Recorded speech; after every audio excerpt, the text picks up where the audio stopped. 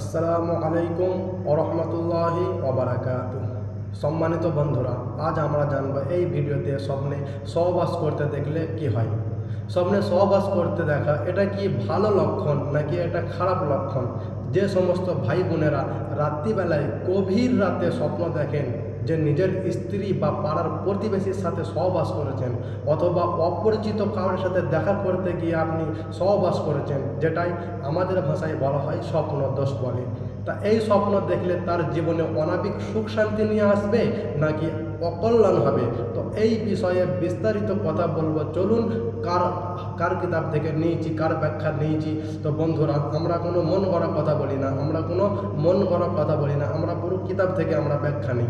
আমিরুর রুইয়া, তাবিরে সদে, ইসলামে আরফান নামা, সব আরও বিভিন্ন কিতাব থেকে আমরা এই ব্যাখ্যাগুলো নিয়েছি। তো বন্ধুরা, আর আমার চ্যানেলে নতুন হয়ে থাকলে অবশ্যই চ্যানেলটা সাবস্ক্রাইব করে একটা লাইক করে দেবেন এবং অপরকে দেখার সুযোগ করে দেবেন। তো বন্ধুরা, দর্শক সোলেমানি খাবনামার ভিতর থেকে উল্লেখ করেছেন, যদি কেউ স্বপ্ন দেখে তাহলে এই দুটি স্বপ্ন ব্যাখ্যা হতে পারে।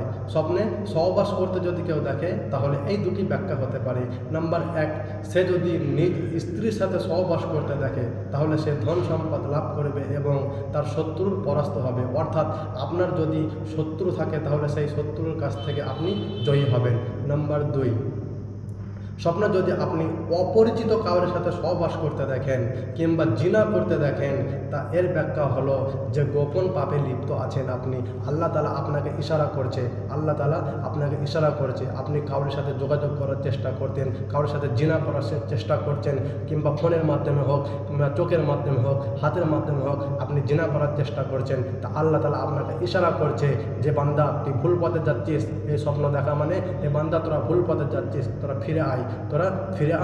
তো বন্ধুরা, আমাদেরকে সতর্ক হয়ে যেতে হবে। তো বন্ধুরা, আমরা সবাই দোয়া করবো ইনশাআল্লাহ, আল্লাহ যেন আমাদেরকে ভালো স্বপ্ন দেখার তৌফিক দান করুক। আলবিদা, মাজাস সালামা। ভাই দোয়া করবেন। আসসালামু আলাইকুম ওয়া রাহমাতুল্লাহি ওয়া বারাকাতুহু।